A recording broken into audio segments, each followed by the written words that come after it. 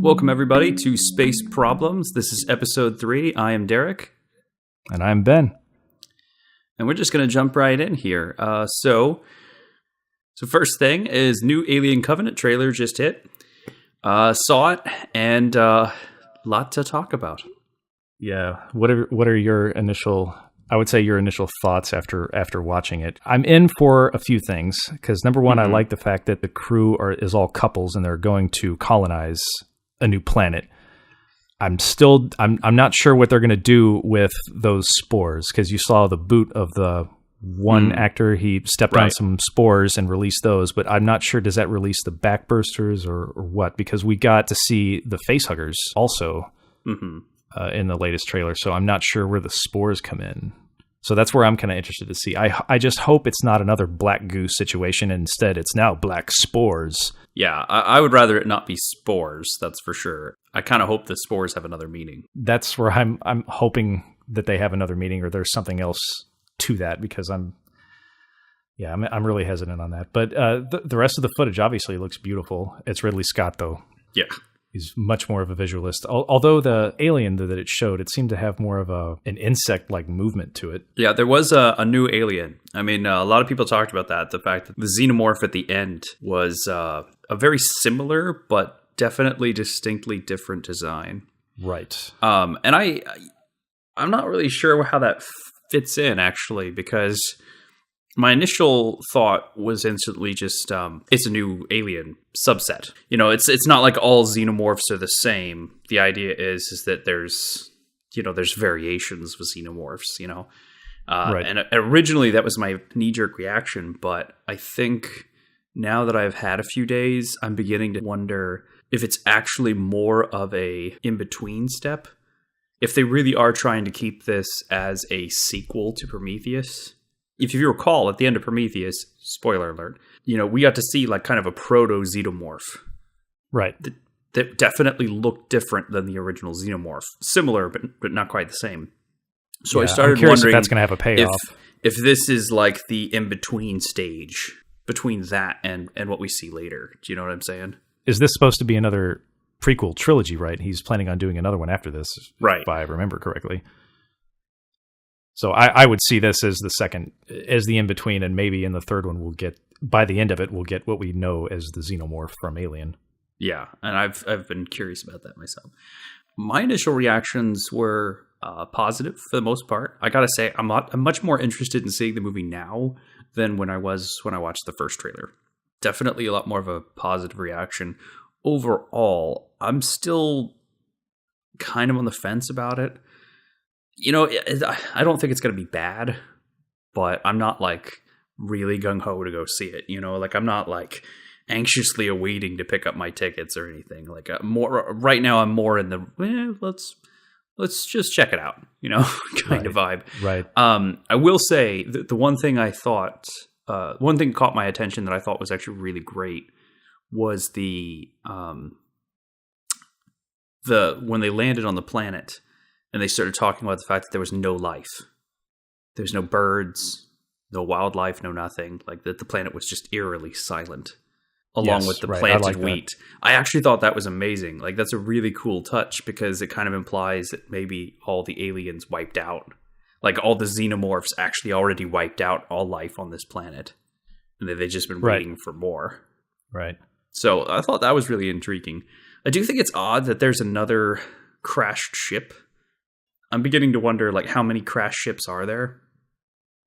Because I'm beginning to question their piloting skills, or their skills to maintain everything that they create. Because it seems everything they create gets out. It seems like they need to improve their security or something. You know, there's been some debate about whether the crashed ship in Prometheus is the crashed ship from Aliens. If you watch the movie, it really seems like they're setting up that crashed ship in Prometheus being the crashed ship discovered an Alien, but there's canisters in there, not eggs. They'd have to explain how the eggs got there with the queen.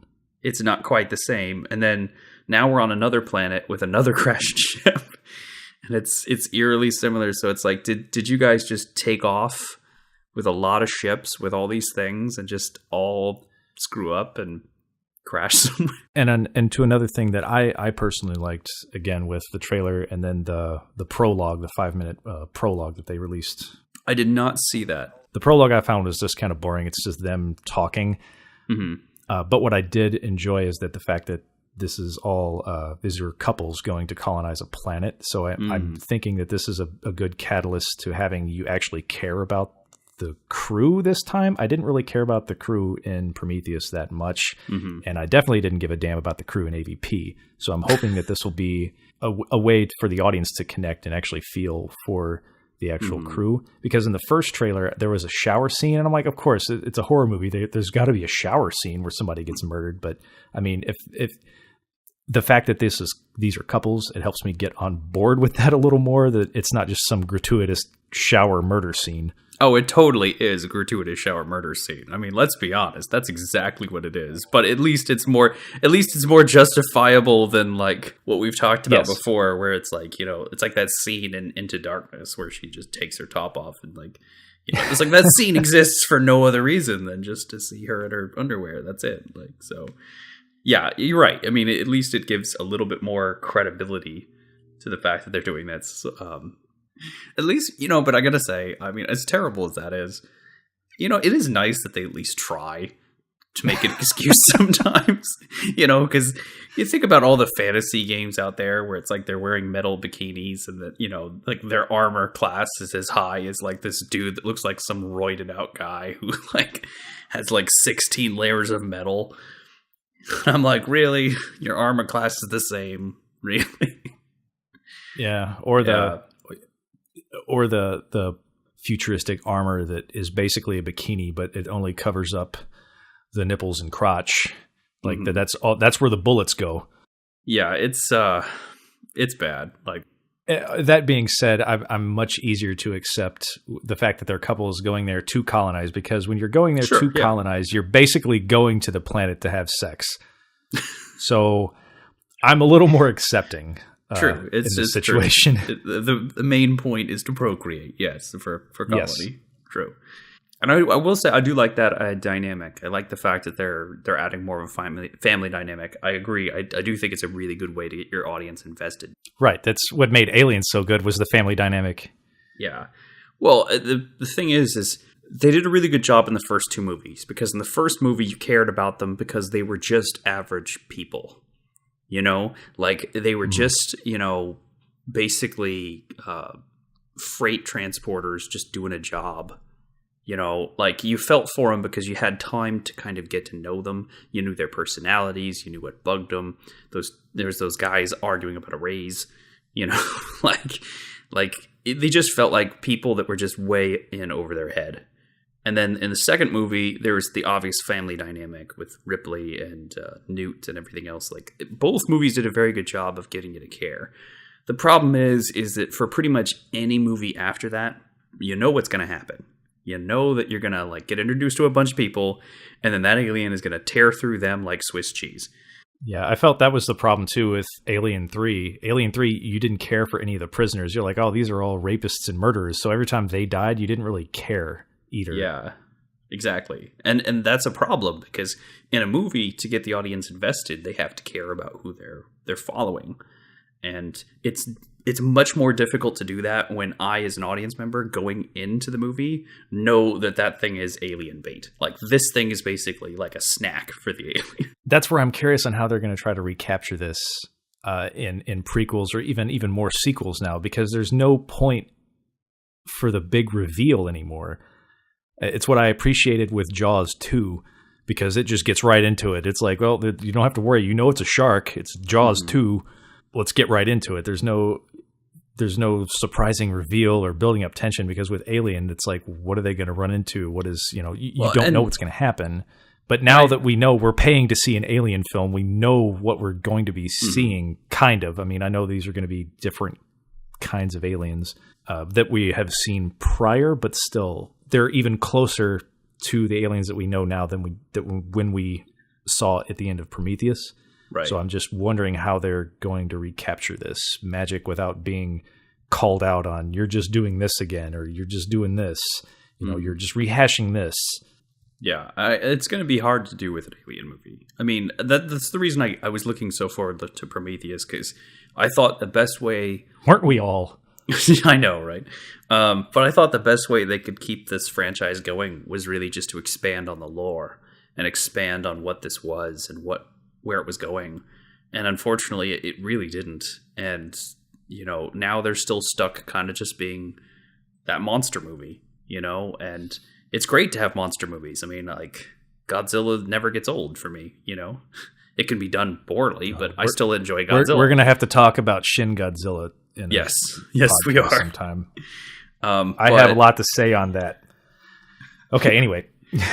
But my point is at some point you have to either expand or you have to reinvent or something. I mean, like, it's going to stagnate and die if they don't do something different. So...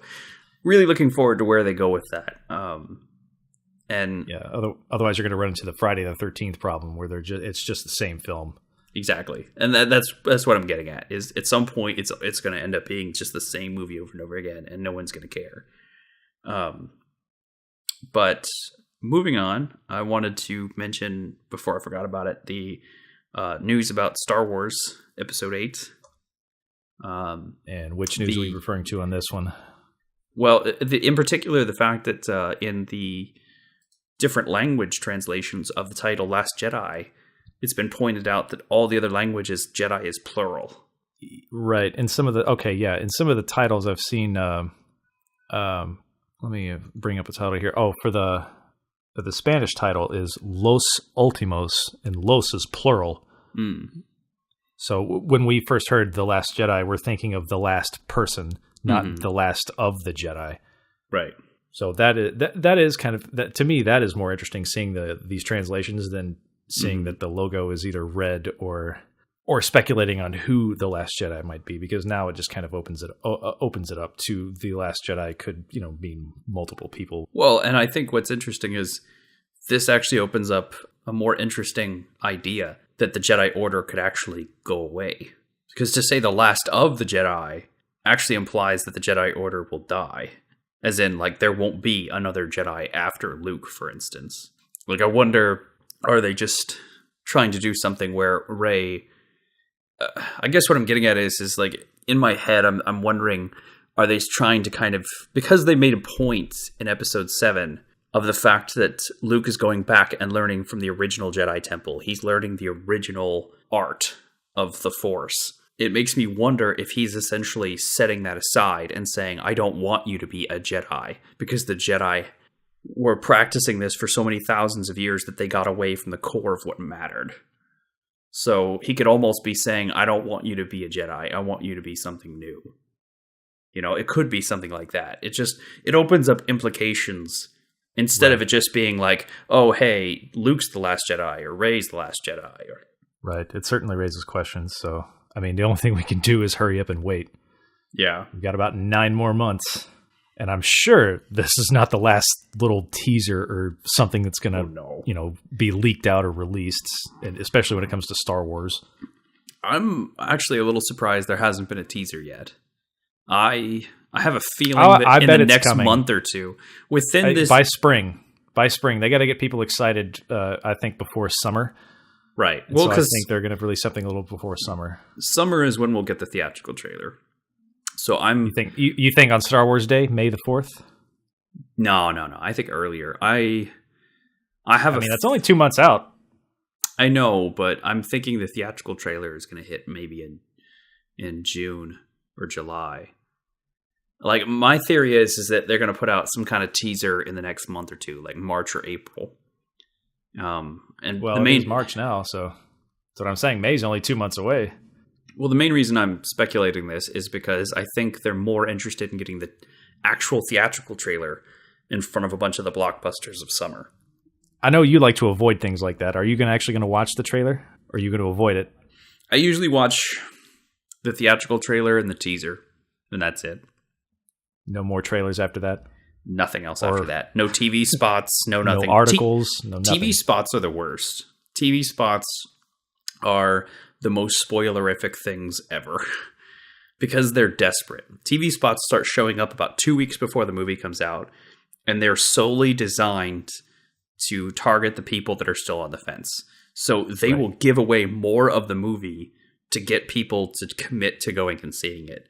And they're horrible at it. I mean, like, if you've seen the latest Guardians of the Galaxy trailer, yeah, it's bad.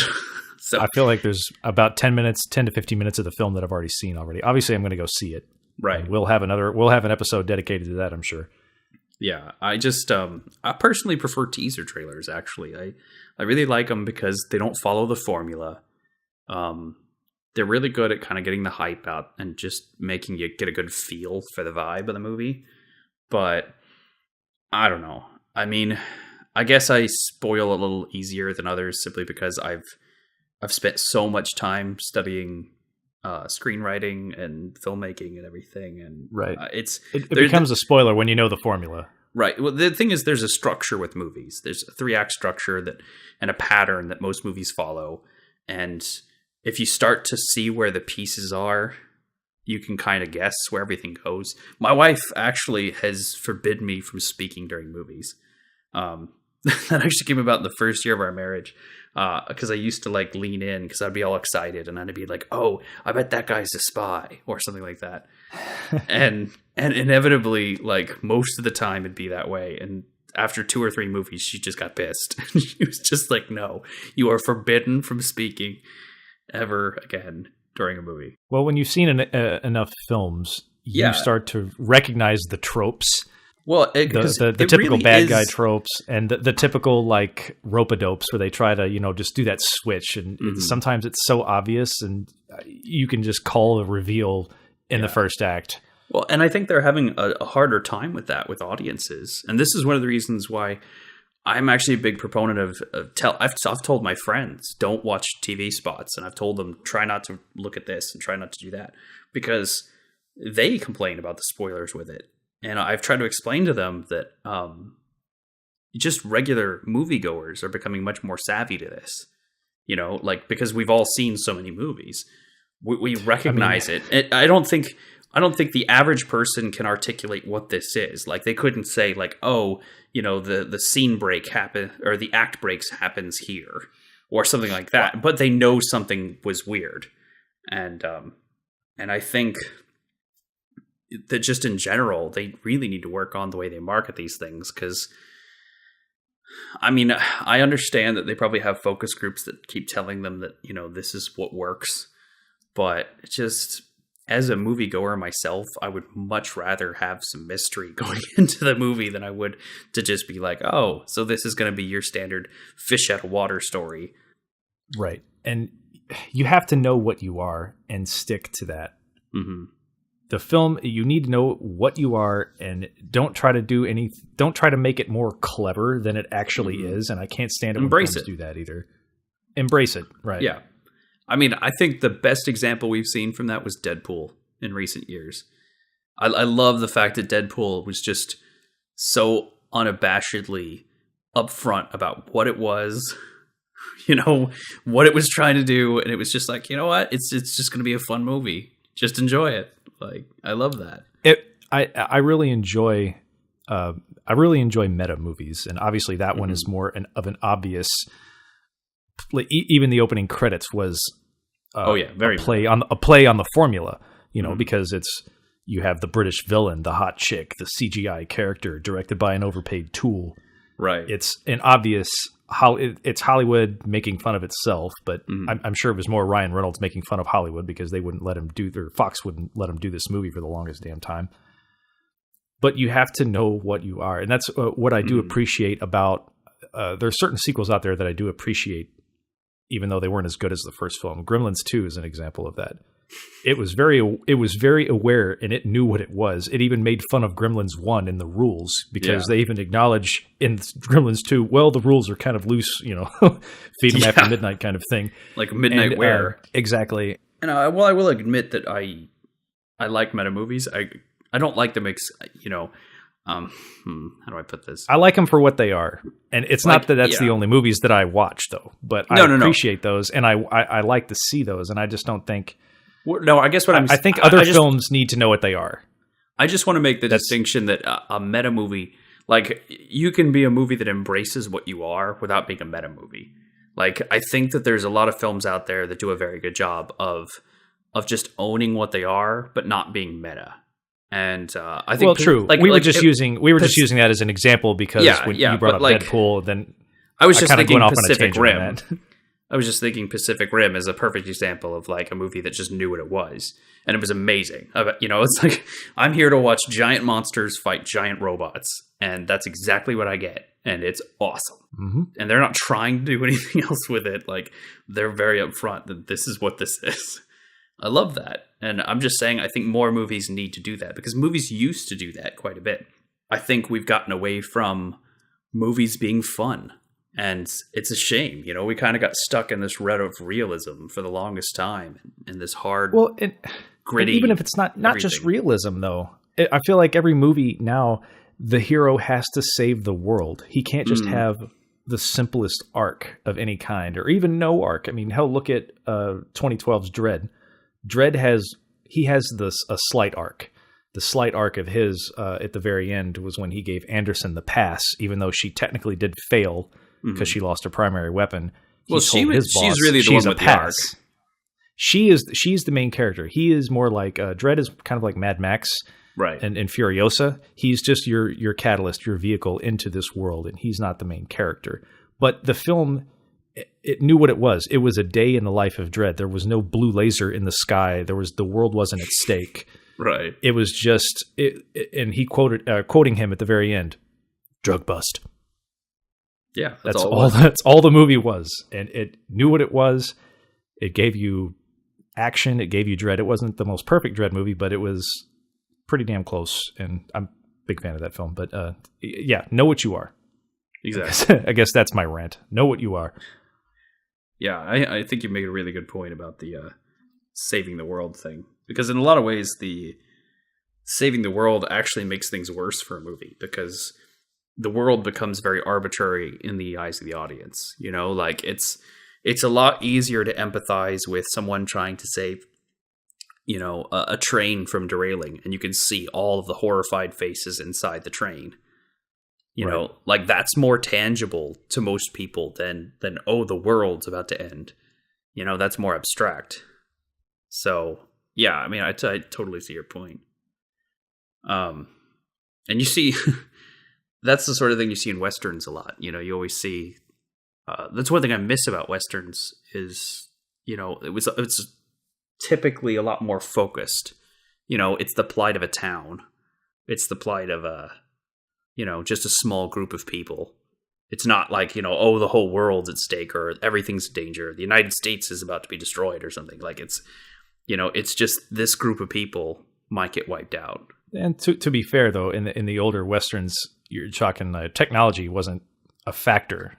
True. They couldn't really expand out from the town itself. I mean, they could, but not in the ways that these movies do. But these old Westerns have significant influence, and obviously into today's main focus, space Westerns.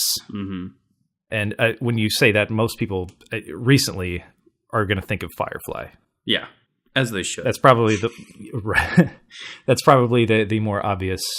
Firefly and Serenity are going to be the recent pop culture references when you think of space cowboys and space westerns. My first foray into space westerns was a PC game called Gunman Chronicles back in 2000, and the only reason I bought it was because on the box it says, you know, runs on the Half-Life engine. I was like, oh, and as a kid I was a huge Half-Life fan. I'm like, oh, this has got to be good. It just runs on the Half-Life engine, and that's the only reason I bought it. And it was decent. You can't buy it anymore. However, the devs did release the game for free if you have the first Half-Life. I think it's like a 200 megabyte download. You just search Gunman Chronicles download, and it's basically a full conversion mod for Half-Life 1. So if you have that on Steam, it's like a 200 megabyte download. That was my first foray into space westerns. It's like a genre that I never knew could really mix. It's like country rap. You know, like these are just like things you never thought could mix, but then when they do, it's like, it kind of works if it's done right. I gotta say, I'm a little dubious about whether country rap works, but I don't particularly want to go down that road. I'm just going to take your word for it. Nappy Roots, Rehab. There's some groups. I don't like country music in general, so I'll take your word for it. I don't either. That's the point, is I don't either. But it somehow works. And that's just as a correlation of how I wouldn't think that Westerns, because you think of these old towns and this Western music, and then you think of technology and space. You know, like Cowboys versus Aliens. That's like an extreme mix of Western and sci-fi. I Not necessarily like Serenity, which is more like. I think I think it's a shame, though, that I think if you say space cowboy to a lot of people, they're probably going to think of something more like Cowboys versus Aliens, which I think is sort of like the knee-jerk reaction of like, oh, this is how you mix sci-fi and Western, and it's kind of a shame. That's country rap done wrong. They can mix really, really well if you embrace it and do it right. There's so many good examples. Like you said, Firefly and anime. I know even if people don't watch anime, there's two that are so good that anybody should watch them. Like regardless of whether you like anime or not, they're just fantastic and extremely well done. And they're both space westerns. One is Cowboy Bebop and the other is Trigun. They're phenomenal. I highly recommend them. But it's really interesting because both of them treat the space western dynamic very differently. Trigun, for instance, is more western and less space. It has a very western aesthetic. It all takes place on another world. It's another planet, but it's a very desolate, deserty kind of planet. So we're talking similar to Borderlands? So very similar to Borderlands in that aspect. They all dress in more similar to cowboyish clothing. There's a lot of like Western tropes that you see in there, but they make it clear through the course of the show that this is the result of a colony ship from Earth. Like Earth sent a colony ship to another planet. That colony ship crashed here on this planet. And, you know, this is like essentially them settling the planet, you know, a few hundred years later. And they have gunslingers and they have everything. And that's Trigun. And that's Trigun. And it's done beautifully. It's really, really good. It's all built upon the premise of this legendary outlaw called Vash the Stampede. They introduce it in the very first episode, and the idea is that there's this one outlaw that exists who's got a $60 billion double dollar bounty on his head, who's the best gunman the world has ever known. There's all these tales told about him, and they're all kind of conflicting. And it's really just about who this guy is and what his backstory is. And you don't actually even find out who he is for sure until about episode 5. And then who he actually is so vastly different from what anybody thought. And there's such a cool mystery that unfolds throughout the show. But that one's very, very Western in that regard. And there just happens to be a lot of sci-fi and tech and everything that goes along with it. As opposed to Cowboy Bebop, which is phenomenal. And that one is far more space and less Western. It's far more in line with typical sci-fi in terms of aesthetic. You know, they actually have a lot of spaceships. There's fighters. There's, you know, hypergates and everything. It leans more towards Firefly. Right. It's far more in the vein of Firefly. Everybody wears clothes that's more modern or futuristic. But it's like Firefly, it mixes all these Western elements into it, especially in terms of archetypes and structure and different things. It's actually extremely similar to Firefly, and I wouldn't be surprised if the people who made Firefly were heavily, heavily influenced by it. So definitely check that one out too. How old is Cowboy Bebop? That one was late 90s, I believe. It was very similar timeline to when Firefly came out, actually. Right. I've heard of Trigun and Cowboy Bebop, and I've seen clips. I'm not huge into anime, although I've been dabbling in it recently. And my favorite anime that I've found so far is Attack on Titan. I just like the generalized story of giants that just mindlessly eat people. Attack on Titan is very good. It gets weird, but it's pretty good overall. But that's anime in general. It gets weird. That's just every time I watch an anime, I'm expecting it just to get weird at some point. It happens. I mean, I've been watching anime for a long, long time, but and with various degrees of success. But the one that I will recommend to anyone, and I do mean this, anyone, regardless of whether they like anime or not, is I will say, watch Cowboy Bebop, and Trigun's a close second. You can never So Cowboy Bebop wins. Barely. In between those two. Just barely. Okay. And it's really apples and oranges. They're very different. These are both so well done that I think anybody can appreciate them. And neither of them really have too many anime tropes or too many anime-ish things that would take you out of the experience too much. Cowboy Bebop is animated in a far more realistic style, as far as, they don't do that thing you see in anime a lot where, like, there's the big teardrop on people, or, like their face gets really like big and exaggerated for a minute, or their mouth, where they have like their mouth's the size of a basketball when they yell, but then when their mouth's closed, it's like you could fit a dime in there. Right. I mean, there is a little bit of that, particularly with one character, Ed, but for the most part, it sticks to more of a realistic style. As a kid, I used to have issues getting on board with anime because of the animation style. The tall, lanky, spider-like arms and legs. It really threw me off as a kid. Oh, wait, here we go. Yeah, Cowboy Bebop's original run was from 1997 to 1998. So there's only one season? Yeah, basically. Wow. Okay. See, I didn't know that. I figured it had at least a few seasons, but it's just like Firefly. It only has one season, though. I mean, the seasons in Japan are a little different. Because okay. sometimes we call them seasons, and they might air them in different seasons of airtime. But it's sort of like for certain shows, they know going into it that they're only going to do like 24 to 50 episodes. Period. Like, they know that up front. Like, they're given a contract that says your show will last till X, and then they kind of they air those episodes as they need to. But the point is, I love that because it actually gives you a far better story. Like, all the ones I've encountered where they actually were given a set season limit or a set episode limit from the you get-go. Can plan your arc. Yeah, they're so much better for that. Yeah, what I hate about shows now, and I'm sure this is where you're going with it, is as long as they're making money and have ratings, they just keep the show on the air. Oh, yeah. And eventually they just run out of shit to talk about. Mm-hmm. And then that's when the viewers, when it starts losing viewers, then they just kind of force an ending on you. And it's never been satisfying. Yeah. It's the, you die a hero or live long, the whole Batman thing. Yeah, way to finish that quote. I'm sorry. I'm distracted because I was just trying to double check the original air dates of Firefly as well. And Firefly aired at the end of 2002.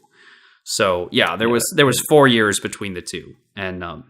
And knowing Serenity wasn't until like 2005-ish, I think. Yeah, the Serenity was definitely 2005. I remember that one. But knowing Joss Whedon and his obvious influences, I really wouldn't be surprised if he was heavily influenced by Bebop for Firefly. And I'm just speculating here. I don't know, but it just coming off the heels of Alien Resurrection. They're just so similar. It's hard to discount the possibility. But yeah, as far as TV shows, I really hate when TV shows just kind of fall off, and they're terrible about that in the US. Like they'll beat that horse until it's well and dead. And what I tell people is you got to think of it in terms of what's your story's scope. If you think about it from a storytelling point of view, how big is your story? Okay, so if I'm going to tell you a story about me going and getting a pizza, enthralling so far. Yeah, okay, but how long can I tell you that story? Okay, that story is going to be less than 5 minutes unless it involves, like, aliens. Okay, let's say aliens now attack me on my way to getting a pizza. Okay, that's cool. All right, now I could see that being more of a half hour to an hour long story. But I can't just keep adding things to happen in between me and getting that pizza. Because at some point, you keep stacking it, it'll get more and more ridiculous. And then you have a really crazy, wacky film on your hands that maybe you can get away with for an hour and a half. But at some point, it's still just me getting a pizza. And that's until you come out with the prequel or until you remake it. Right. But my point is there's a big difference between that and, like, for instance, telling an epic space opera that, unfolds in 12 parts. that has like Game of Thrones-esque intrigue with different houses, backgrounds, and space colonization and secret, alliances behind the scenes. And this is what I'm talking about scope. Like that story you can tell in a much longer time frame than I can tell my going and ordering a pizza story. And that's what happens with TV shows. Is TV shows go into it with a hook or a premise or something. And whether or not shows acknowledge it, there's usually one core main story arc going on throughout the show. And you either end that story or you don't, or you just let it hang or whatever. Like, so a good example is Frasier. Like, really, there's only two main story arcs in Frasier, right? Frasier either becomes much more famous and goes national with his radio show, or, somehow reaches some sort of like fulfillment in his life. He either gets married, he's very successful, something happens. That's basically where Frasier's going. But the major one that they hung out in front of everybody for the longest time was Daphne and Miles. Are those two ever going to get together? And that's a problem because you can't stretch out those sort of will they, won't they storylines for too many seasons. It drives people nuts. Like, everyone hates that crap. Usually, I've never seen a will they, won't they storyline last more than 3 to 4 seasons without everybody just giving up and saying, I don't care anymore. I'm going to come back on that with Friends, because Ross and Rachel broke up in season 3 and didn't get back together till season 10. And now I'm embarrassed of my Friends knowledge. I still, I'm sorry, but a healthy portion of that audience probably still didn't care at that point. I'm sure there's a small part of them that was sort of like, oh, cool, they got together. But it wasn't that big catharsis of like, oh, wow, yes, those two got together finally. Like, that they probably would have experienced had they actually like really wrapped that story up well. And they didn't put too much focus on it and in between. So it wasn't 7 straight seasons of will they, won't they. It was just like something that they never answered. Or even like addressed in many, many episodes, even entire seasons too. Because as you're saying, you can't stretch that out. And Friends was different because Friends made a big deal out of the main dynamic of that show being about where are all of these characters going. The Ross and Rachel thing was just, one aspect. Right, but it became the main focus after a while, because that was the big question that everybody started to ask about halfway to a little over halfway through the series. And then the same kind of with, what would you say for Firefly? The main underlying thing is the whole story with River, I would assume, right? River would be the corporation. River, the corporation. I think if I had to guess, I think the main storyline is basically digging further and further into where that rabbit hole goes. I think River was only supposed to be the first part. Like, if I had to guess, I would have thought that maybe the first season or 2 dealt with River, and then you'd find out what River actually knew, and then for the next season it'd be like, okay, pulling on that thread, where does that go? What's the company really doing? How deep does it go? Are they involved in the alliance? Like I imagine that the point of Firefly was far more about the grand mystery of the alliance and what they're really up to, and because all that ties in with Mal's personal journey of losing the war. Malcolm Reynolds having to deal with the fact that he lost the war, with the Alliance and his whole inner demons.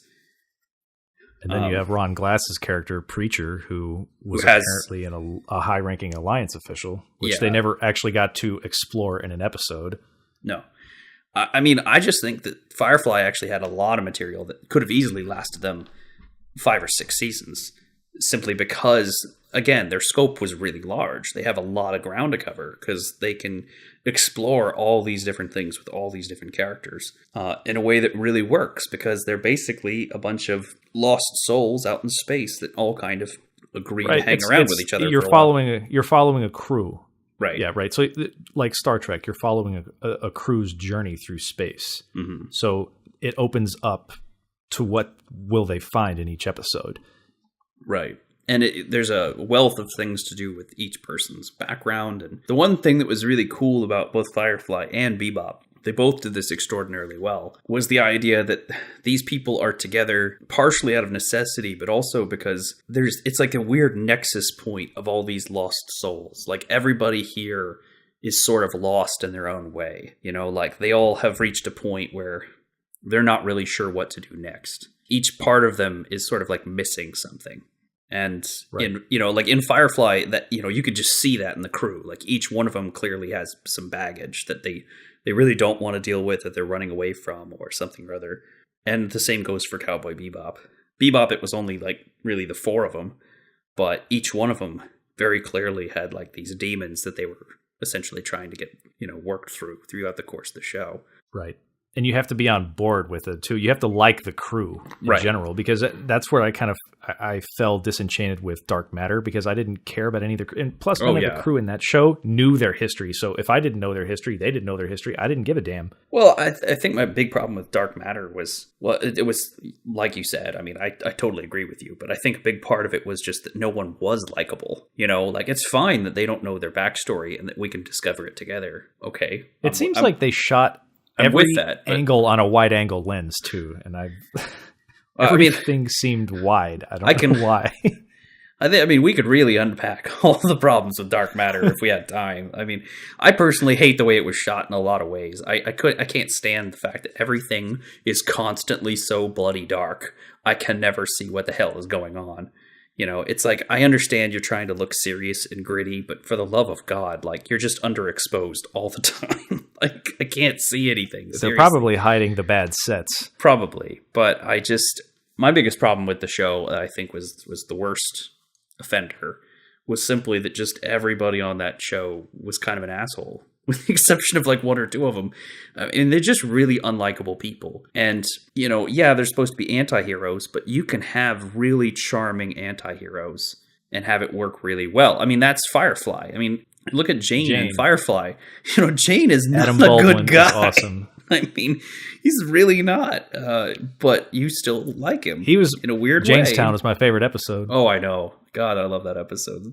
It's not my favorite. I think my favorite is Our Mrs. Reynolds. Oh, yeah. Wow. Where he marries that girl. The girl accidentally, and he doesn't know that he participated in the ceremony. Oh, that one. I heart that episode so much. The reason I like Jamestown is I like watching his ego, like him stroke his own ego. He just got on board with it so much. Like when he toasted him to me.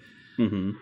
But just watching his ego take over was hilarious to me. But I also loved that he sort of wallowed in his self-pity a little bit in that too. You know, like like deep down he knew he was wrong, and I like that. Right. But right, and that's what helped you stay on board with him. It wasn't so self-centered. They didn't go full retard with it. Tropic Thunder, I get it. Well, he didn't go full asshole.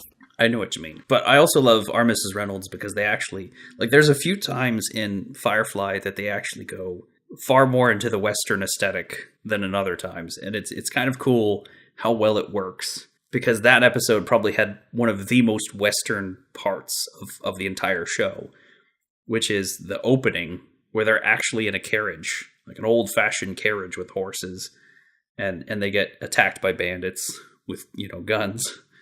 And there's that amazing scene where you find out that Malcolm is actually the one in the dress up front. Oh, yeah. I love that so much. It was so hilarious. But that entire set was very Western. I mean, everything about it was just solidly Western. I mean, if they didn't add the sci-fi sound effect to the guns going off, I mean, that whole entire scene would have felt just right out of standard Western. Well, Mal carries a revolver. Yeah. He's straight up Western, man. Yeah. But no, like also like the train heist episode. I mean, how often do you see that in Westerns? I think the Western really worked, like the space cowboy thing really worked so well in Firefly because it works with the subject matter. Because it all comes down to the outer rim planets and the inner planets. And basically that dynamic that's very reminiscent of America in the 1800s, where you have the original settlements, the inner planets, that are, you know, see themselves as very cultured and very, you know, modern. And then you have the settlements. You have these places far off that are in America's case, it was in the far west, but in Firefly's case, it's, these outer planets that are basically not quite lawless, but definitely more on the fringes of what society would be. They're struggling to survive. Right. And that goes also back to the train heist episode, because what they were doing was stealing medical supplies that this town needed, and that town was like a coal mining town. Yeah, and they desperately need medicine. Right. And I just think that it works really well with the entire setup, because when you think about it, this pattern has happened throughout history many, many times. We associate it with the Western because of our own recent history, but if you look at history, it's happened time and time and time again, where there's basically a big settlement or city or something like that where most people are, and that's usually where the height of technology and everything else is. But then you get a few people that go out and colonize the far reaches, try to, for lack of a better word, tame the wilderness. And I think it's a very good metaphor for space, because that's very similar to what we're going to do when we eventually go out there. We're going to send colonization teams to go over to a planet that's very new. We're going to have to learn a lot of stuff from scratch again. We're going to have to figure out, if the plant life is the same, if they have different minerals, different everything. Black goo, spores, xenomorphs. Well, and to be fair, Firefly did take place in the same universe as Alien. If you remember the very first episode where he got on the anti-aircraft gun and he used it to shoot down the Federation ship, there's a Weyland-Yutani logo at top, and Joss Whedon purposely did that because he's putting Firefly in the Alien universe. So, I did not know that. That's interesting. So Firefly is in the Alien universe. That's kind of a cool Easter egg. I'll have to look that up later. That's pretty cool. I really just was saying that I really like the fact that I think that's why Westerns and sci-fi work together in concert so perfectly, is because the big themes of Westerns fall very into place with the same kind of things that humanity would be dealing with when they go out and try to colonize space. Well, true. And did you see a lot of this in Cowboy Bebop as well? Because you compared it to Firefly earlier. There's some of it. I think in Bebop it's a lot more. It's a little less frontiersy. It's a little more settled, but there's definitely still like the outer rim dredges of society versus the so-called cultured class. I saw a great deal more in Trigun. Trigun very much has that aesthetic. Very much has this is sort of the frontier, the untamed. You have the lawlessness, the bandits. Everyone's just trying to survive kind of a vibe. And you get a sense that possibly that Joss Whedon took influence from the animes. I haven't seen either anime, so that's why I'm asking. I've seen a lot of anime, and I've watched virtually everything Joss Whedon's put together, and I've definitely seen clear influences. And that's not a bad thing. No, I think it's fantastic. Because everything is basically connected. I mean, everything either rips off or takes influence from something else. The first films ripped off narrative art. That narrative art ripped off mosaics on a wall. Those mosaics on a wall probably ripped off the cave paintings of Lascaux. Even the Westerns that we all associate with being the best Westerns, a great deal of them were heavily influenced or you just said best Western and great deal in one sentence. I'm just that saying is not a paid advertisement. Okay. I'm just saying that I think the Westerns, like the Western movies that we associate as being, among the best, typically are either heavily influenced by or incredibly ripped off of Japanese samurai films, particularly the work of Akira Kurosawa. Magnificent Seven is Seven Samurai remade. Right. A Fistful of Dollars and a Few Dollars More is Yojimbo and Sanjiro. So, I mean, you're right. It's just a circle of influence, and it's not a bad thing. Because there's a really good book that I like a lot. That's called Steal Like an Artist. Not a paid advertisement. It's just a really good book, and I do recommend it if you're a creative type. If you do any kind of artwork, it's just a really insightful book because it essentially talks about the fact that everybody is influenced by everything, whether you intend to or not. I mean, you could sit down with the goal of making something entirely unique, and you'll never be able to because you have been in pop culture your whole life. You have been influenced by it. And the key is not necessarily to run away from that, but to embrace it and to say, well, what do I like about this? So instead of trying to basically make an alien that looks almost identical to the xenomorph, with just a few small changes and be like, see, this is my alien, try to pass it off as your own. Different. The idea is like, well, what do you like about the xenomorph? What do you find appealing or horrifying or whatever about it? And then try to distill that down into something and then kind of go off and make your own unique thing based off what you got from it. Yeah, you have to really walk this fine line between influence and ripping off. Mm-hmm. And you got to be careful not to just completely cross that rip-off border. Right. But it's okay to be influenced by something and show your influence. Yeah, and I think it's great. I mean, a perfect example to tie it in with what we've been talking about is Ridley Scott. He very clearly said that one of the big reasons he did Alien was because he saw Star Wars. And he basically said, well, gee, what am I doing with my life? And he went out and he ended up making Alien eventually. And he very clearly said that he was inspired by Star Wars. Now, you don't really see anything very Star Wars-y in Aliens, but the point is he saw what science fiction was capable of. He saw that science fiction didn't have to be everything that it had been up until that point. He basically took from Star Wars the idea that you can reinvent sci-fi and that you can approach it differently. Like, one of the biggest things I think he probably took from Star Wars directly was the idea of a dirty future, of a used universe. Up till that point, most sci-fi, like if you look at 2001 and a lot of those, they're very clean. It all presents the future as this clean, polished thing. Even Star Trek, very clean, polished future. Star Wars, one of its biggest claims to fame is the fact that it actually said, hey, the future's still dirty. Like these things, people use stuff. This is junk. I think that's clearly what he took away from it, because if you look at Alien, one of the biggest things you see is it looks like a gritty, more realistic, used world. Well, they're space truckers. Exactly. That's basically all they are. They're space truckers, and you're along for that journey. Mm-hmm.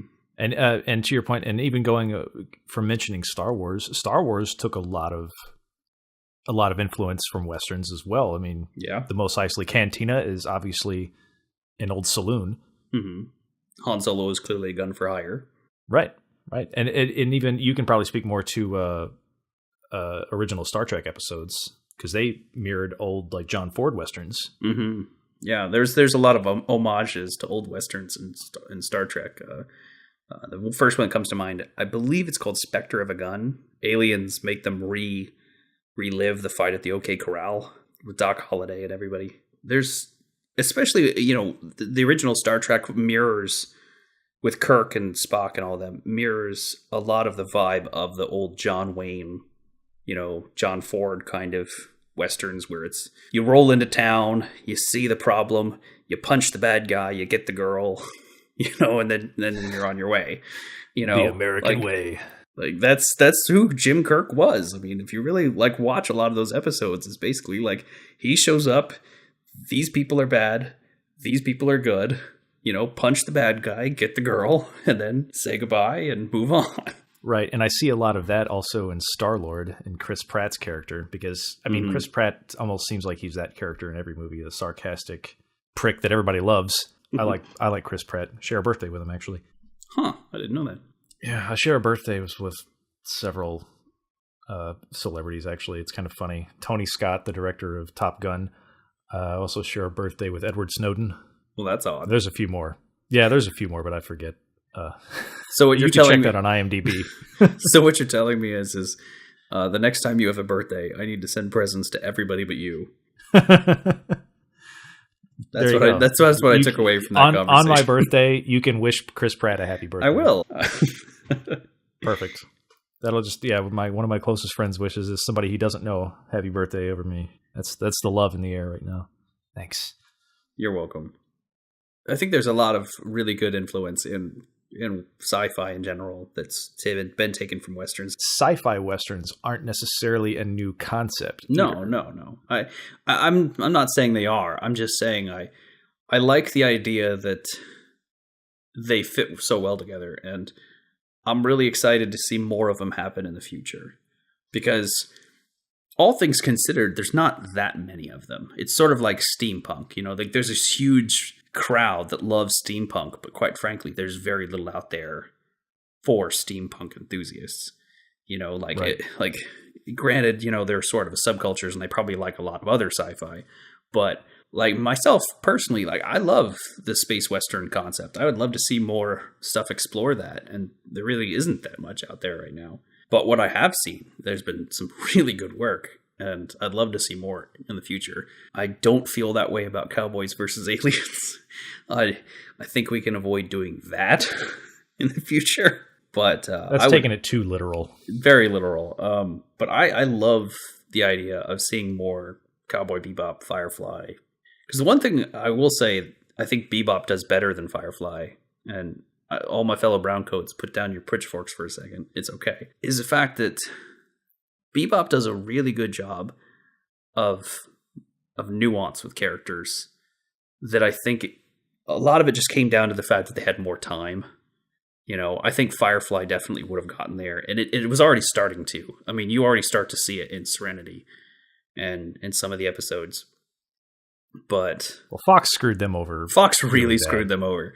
But airing the episodes out of order and everything. But I love the fact that in Bebop, they're really well-rounded characters that feel like real people, that have very complex backstories, that evolve in a way that's supernatural. It's not like there's so many characters out there that are written in this way where it's sort of like, I'm just waiting to hear your backstory.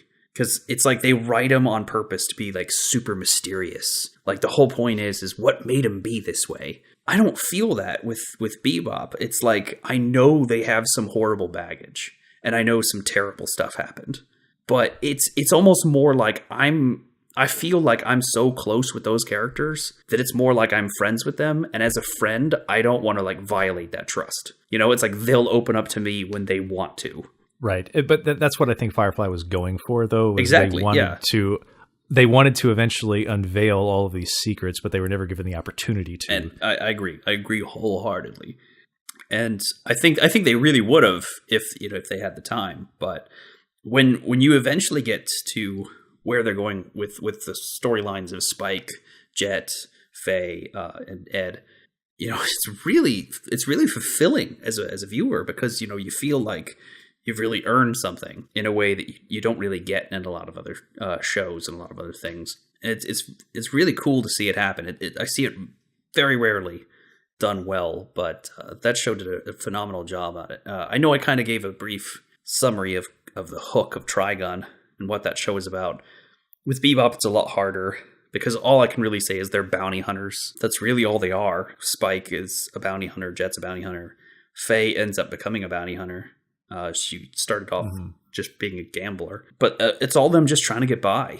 Like virtually every episode is just them trying to make ends meet. Mm-hmm. They're doing some odd job to try to get money, just like in Firefly. And you don't even know where the story's going for a while.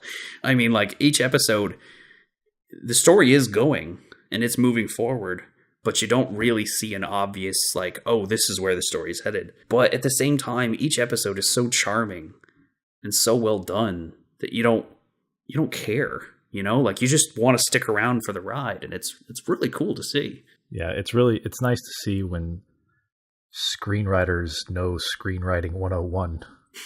Yeah. Well, I say screenwriters, this is an anime, right. But the writers. Yeah. And this is why I've become more open to anime in the recent years, is because they have more original story than what I'm being fed here.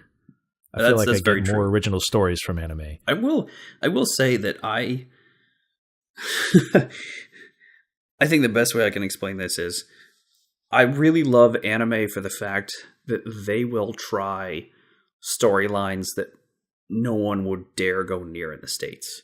And I don't mean like super risque or weird or anything like that. I just mean like sometimes I read the synopsis of a new anime I'm watching or I'm about to watch, and it's the most ludicrous thing I have ever heard in my entire life.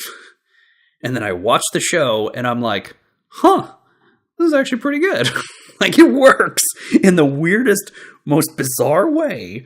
They make it work, and I don't know how. I mean, it's really kind of cool to watch. But I think it really speaks to the fact that there are no real bad ideas. A lot of people say, "Oh, that's a bad idea." Like, but is it really? No. I think that There's only bad executions. Yeah, exactly. There's only bad execution. Because, like, if you think about, my prime example is always Back to the Future. Back to the Future must have sounded absolutely batshit on paper. I mean, if you think about it, like, as a producer, you're getting this thing like, okay, here's this kid. He's really good friends with this old eccentric scientist dude, you know, and he goes back in time and his mother falls in love with him and he's like trying to get his dad laid and like all this. Like, and I feel like that'd be a pretty good skit show where you would. Oh, a lot of people have like just a lot of people have pointed that out, but it's just like there are so many movies like that if you took a step back and looked at it, you'd be like, God, the pitch for this must have sounded like the people were high as a kite. But, that's what I'm saying. But I think that would be a good skit show where you play like you're pitching certain pop culture phenomenons to a boardroom of people, because Pokemon and Mario probably would sound crazy. Mario, especially when he's an Italian plumber who hops down the sewers, crushes the Goombas in the Mushroom Kingdom to save the princess from a giant fucking turtle. Brilliant. You want to talk about sounding like you're high as a kite when you pitch? I'll just have my eyes really red and go in and pitch that, and we'll see how far I get. But like I said, I think if you have really good execution, you can make anything work, and it's kind of amazing. I mean, there's a lot of animes that I've seen that are science fiction animes that are quite good, but there's several that are just like, okay, it's all right. But sometimes they have really good ideas, like super really interesting ideas. One I saw in particular that comes to mind, I loved because their concept of science fiction technology was super organic. Nothing was technical. Nothing was mechanical or electrical or anything that we would kind of associate with tech. It was all very organic and all kind of living, and not just like, it was kind of shaped organically. Like, no, everything was alive. It's really hard to explain, but I just thought it was kind of an interesting concept. I know the idea, or what you're referring to, the original Prey, which they are re-releasing this year or rebooting, but the original Prey, the spaceship you were on, was all living creatures. Even the gun that you held, if you wanted to aim down the scope was a tentacle that came up and attached to your eyeball. I know Farscape did that too. Farscape had a living ship, if I'm not mistaken. I've not actually watched Farscape. I never watched the whole thing, but I'm fairly certain they had a living ship. But another one that comes to mind had a really cool concept of all their technology was wooden, which I thought was kind of interesting. It was all energy and wood, and like everything looked organic. It looked like it was grown, like a sword handle looked like a twisted root that had just braided itself.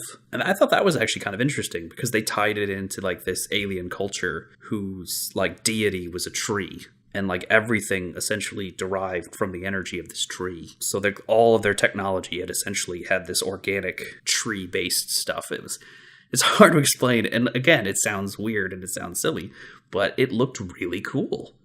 I mean, like the aesthetic of it was a really interesting idea. No bad ideas.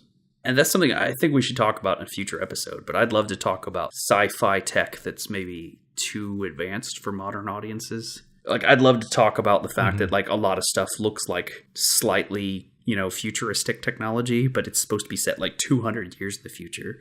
Like, why are they only using touch screens 300 years in the future? Like, right. That sort of thing. Well, that was like the original Alien. Everything was, like, DOS. I know, like in old CRTs. Yeah. Yeah. And you're talking to the ship that has like this AI, the mother, but you're typing to it in DOS commands. DOS commands. Oh, I know. It's like basically now we would have more technology if you just walked into an apartment and had an Amazon Echo. Yeah. Like that's more fancy. Let's save that. I kind of want to cover that in another episode. That sounds good. But no, I agree with you though. I would like to see more space westerns, or more something different, and I don't think there's enough of, just like what you said with steampunk. I would like to see more, and it has a longer history because they had Michael Crichton and Stephen King. I mean, Michael Crichton did Westworld in the 70s. True. Stephen King did Gunslinger in the 80s. I mean, these are space westerns or sci-fi westerns. It's not a new concept, but no. It's something that you don't see capitalized on and a whole lot. And that's kind of the point I was trying to get at earlier, is I think that the tropes and the structure and, so much of, there's so many parallels that you could draw between the two that's so unexplored, that I think you could do a great job with. Because, you don't have to do like any kind of stereotypical Western, tropes either. I mean, like, I talk about the fact that Cowboy Bebop is a space Western, but it's not an obvious space Western. It just has a lot of very similar Western themes. And they actually poke fun at this in the show a little bit, very subtly. Two instances in particular. One is they have a show that they watch that's sort of like the bounty hunter show, for lack of a better word, because they're bounty hunters and they essentially watch this program that informs them about bounties coming up or information about it or something like that. And it's just these two hosts, the hosts of the show, and they're dressed as a cowboy and a cowgirl. It's like it's like a very hee-haw-esque like kind of setup. I mean, it's like super over the top, campy Western thing. And there's even music behind it that's like da da da da. I like things like that, and because Paul Verhoeven does similar things in RoboCop and in Starship Troopers. Like you get these like little news vignettes that are just snippets into the world. Like it gives you a little more information about the world or galaxy, I guess in this case, that you're in. So it's a good way, I think, to also get exposition in a way that you don't normally recognize. Yeah, but I like the fact that they're using it as a way to very subtly nod. It's not like a super winky to the camera or a super meta moment. It's just a nice little way of kind of hinting at it or just acknowledging it. That I think they did. You're talking the hee-haw references, right? Like that kind of thing. It's just sort of like because they do a lot of those little things in the show. Like a lot of episodes end with, instead of saying the end, it actually just goes to a black screen, and in the corner it says, "See you later, Space Cowboy." Nice. But the other example I was thinking of is there's an episode later in the show where he literally encounters a space cowboy. The kind of, like, the main character, Spike. Spike is the most obvious space cowboy-esque character. He's very similar to Mal in the fact that he's a fun guy who's very laid back, makes a lot of jokes, and is very charming, but at the same time is also incredibly badass and has a huge chip on his shoulder from the past and can go like, super dark, hardcore fighter mode in like the span of a second. He's the most obvious space cowboy throughout the show. But there's an episode where he ends up encountering this other guy who literally is a cowboy. I mean, like, he dresses like a cowboy. He rides a white horse. Like, it's probably the most meta the show gets at a certain point. It's a fun episode, and I don't want to spoil it for people, but it's kind of cool that they just do this sort of nod that he sort of meets his ridiculous counterpart. Well, again, I know when you explain this synopsis to people that you don't have the context of the episode, it all sounds crazy, but if it's done right, it can work. But you explain this to somebody, like, I'm sure the look on their face. It's like up is blue, down is loud, and your best friend is the number 4. Like, they are just that confused. Yeah. And that's just the way it is. I mean, that's one of the reasons I didn't really want to go into Trigun too much, because Trigun gets complicated and it's amazing. Like, there's a part where an energy weapon blows a huge hole in the moon. like stuff goes down in Trigun, and it gets serious, and it gets cool, and it gets crazy. And some stuff is over the top. Cool, crazy. But at the same time, it's weird how it works. I think that's something that Firefly and all of these excel in, is I love the fact that they can be so over the top and out there and almost wacky, but then turn around and be serious, dark, and gritty. And you didn't feel like it, and then they shift tones without you feeling it. And it feels all very cohesive, like nothing feels out of place. Nothing felt jarring. It didn't feel like we suddenly left turned. Right. It's just amazing to see them go from something that's so lighthearted and silly almost to suddenly something that's so deep and dark and serious without missing a beat. It's really impressive to watch. We can talk about other films that do that as well, because when you bring up situations or topics like that, I almost want to keep naming other movies, but then I'm afraid we're just going to keep going off into tangents of other movies. I have to make a note on that to come back to it. Yeah, exactly. For another episode. I think it's just that tone is really hard to pin down. I mean, I've mostly only done short films to this point, and I think it's hard for me to say really whether or not I kind of have a grasp on it, simply because it's a lot easier to make sure that your tone doesn't change or veer wildly in 5 to 10 minutes. You know, I mean, it's easy to keep your tone going for that long, but true, you can have completely contrasting tones, but you need to split that up. You can't go 90210 to slasher film to 90210 in like 2 minutes. Right. And the thing is, when it's done poorly, you feel it. It's so like a slap in the face. I mean, it is so abrupt and shocking to your system when it's done wrong.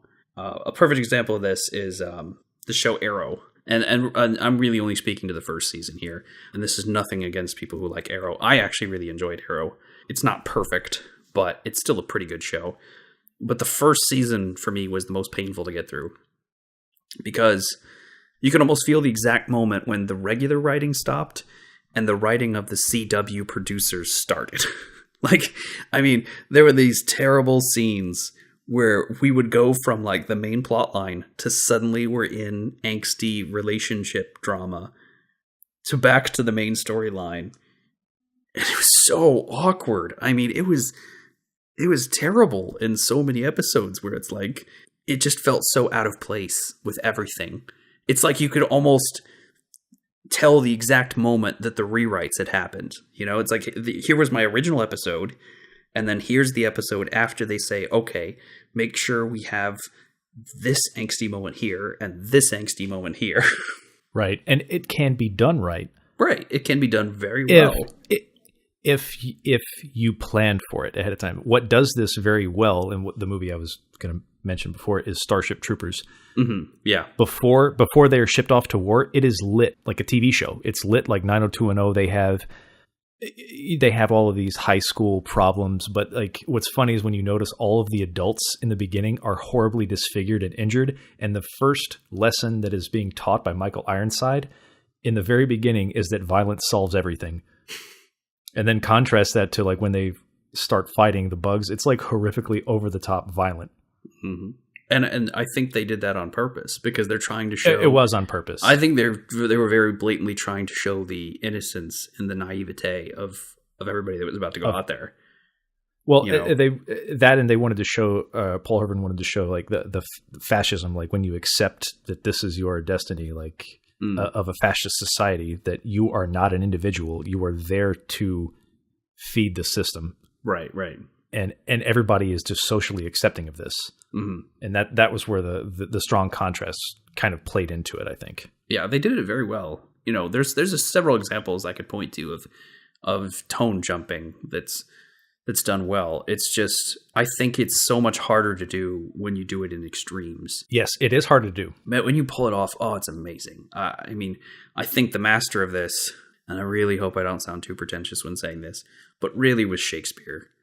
I mean, if you really read a Shakespeare play, I mean, people go, it's crazy. I mean, people go from like the worst amount of destitute with like horrible, horrible drama of the worst that humanity has to offer, to people being as happy could possibly be. Everything, the world is roses, to fart jokes, to philosophy. I mean, like they hit like all four extremes in the span of like a few acts, and it's amazing. I mean, like, I know that it's, you know, Shakespeare isn't for everybody. I get it. The language and everything else, it's tough. But my point is, he did a very good job of bouncing between all these extremes. And I think it's just really difficult to do. So I'm very impressed whenever anybody pulls it off. Fart jokes to philosophy. It's a band name. It's a great band name. You calling dibs? No. Somebody else please take that. I'm not going to take the stage in Fart jokes to philosophy with that written huge over the stage. Side note, if someone... That's assuming that I would make it that far with that band title. Side note, if someone does actually use that band name, please send us a link. I am very curious as to how you sound. I'm putting no copyright on that. No copyright. So please have at it. Yeah, go for it. I would just love to see your set, like. Yeah, I'll buy some tickets to fly and see you wherever you are, as long as you're probably within the continental United States. I don't want to waste time and money going to Germany. What do you got against Germany, man? Well, I've just picked a faraway place, and they usually have weird music in Germany. Usually has all the weird bands. So I'm just giving. That was just my assumption. It could easily have come out of Australia. I'm just giving you grief. It's all right. Well, that's going to wrap it up for us today. Be sure to keep an eye out for the next episode 4, when it eventually lands. But until then, this is Derek. And this is Ben. See you around, Space Cowboy.